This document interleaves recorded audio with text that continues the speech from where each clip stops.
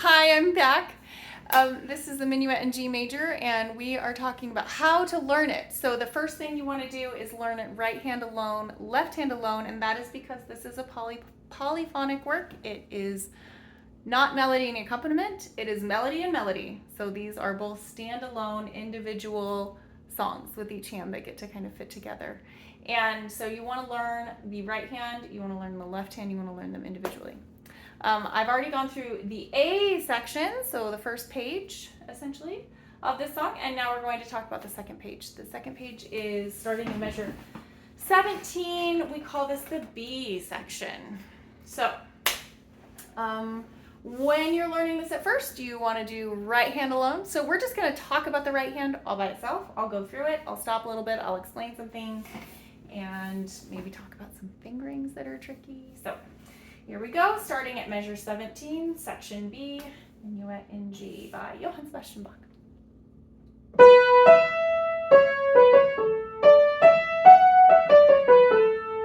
Okay, let's stop right there. Okay, I have something that I call a practice box, and this is something I recommend that you do in your music. When there is something that you need to isolate and practice all by itself, draw a box around it.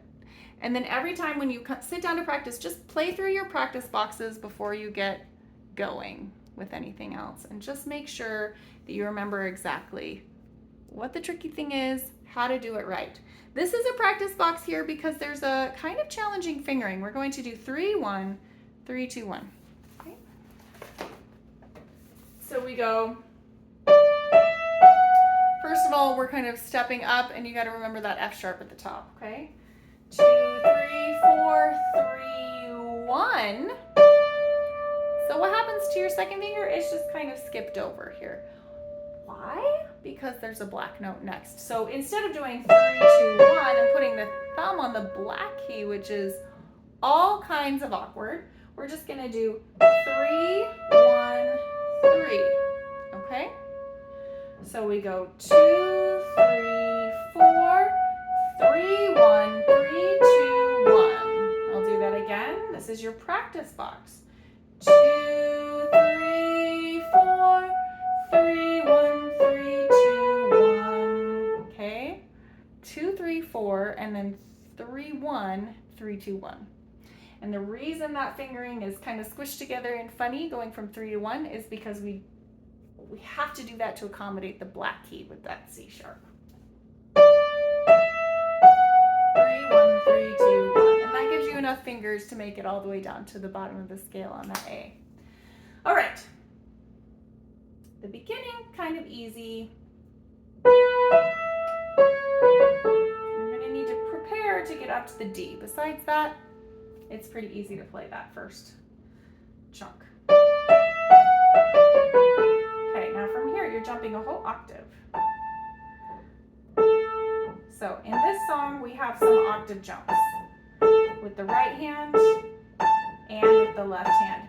I would recommend you practice octave jumps as a game. Like, just do it. Just learn how far they are apart from each other. And you do not need to stretch to find it. You actually want to keep your hand nice and relaxed. This is really, really important to prevent injury. So keep your hand nice and relaxed and just play with your thumb, play with your pinky, and measure the distance. Learn how far that is, okay? All right, so from the end of our practice box, which is the end of measure 20, we got an A here, and then we jump up to this. We've got an octave jump. And then we reach, and then skip, okay?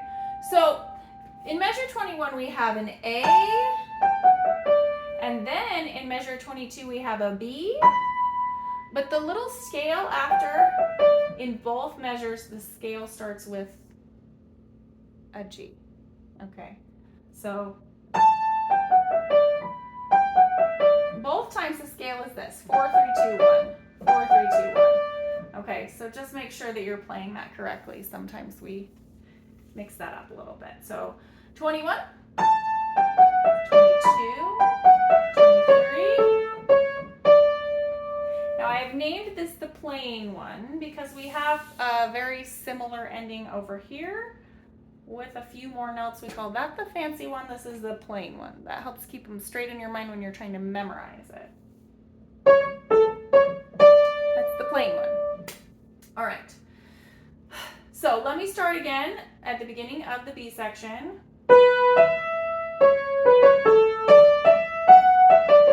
Jump up an octave. Plain ending. All right, that's a lot.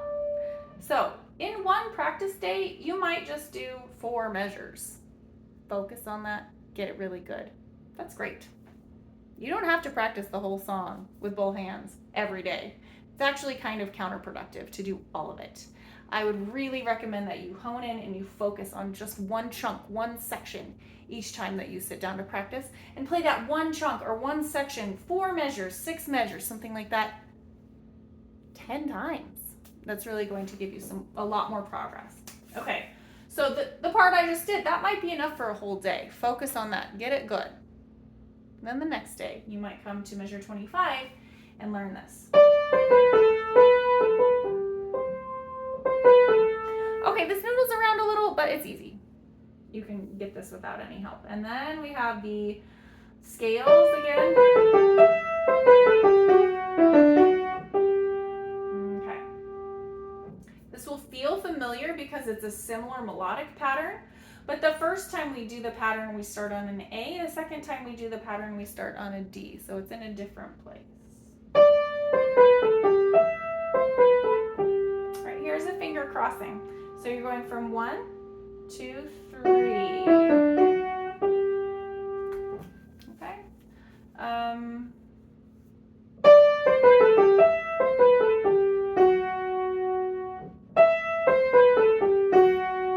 I think that might be a practice spot right there. Just going from 5, walking down to 3. So 5 on E, and then skipping to the C is a little bit of a stretch. It's a bit of it's a wide reach to do that third, and then the scale.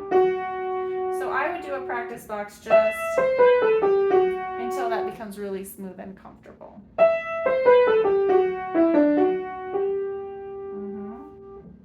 Okay, so that's the right hand for you with section B. Should we look at the left hand?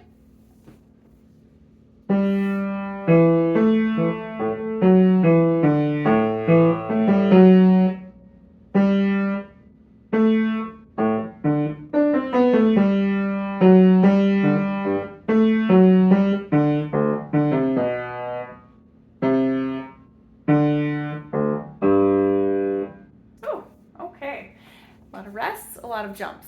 So do you remember how we talked about the octave leap? You've got a leap here. You've got a leap here.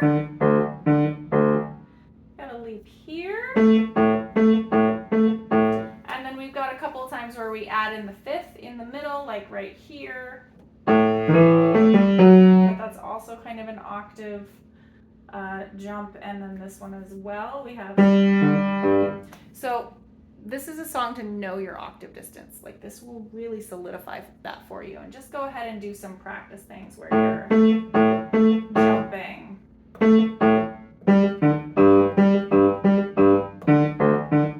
Jumping those octaves, that's going to help your left hand to be able to reach these without. So it'll make it so that it's like, it's not just this specific measure of the specific song, but like this is a skill that applies to a lot of music. If you learn the octave distance, that's going to apply to a lot of situations, and this song is a really good way to practice it. But learn that individual skill. Playing an octave broken up is really going to help you to get your notes right in this song and many, many, many other songs. Okay, a couple of things to note. Some of these pitches have longer lengths than others. So like here, this is a dotted half note. It's worth 3 beats.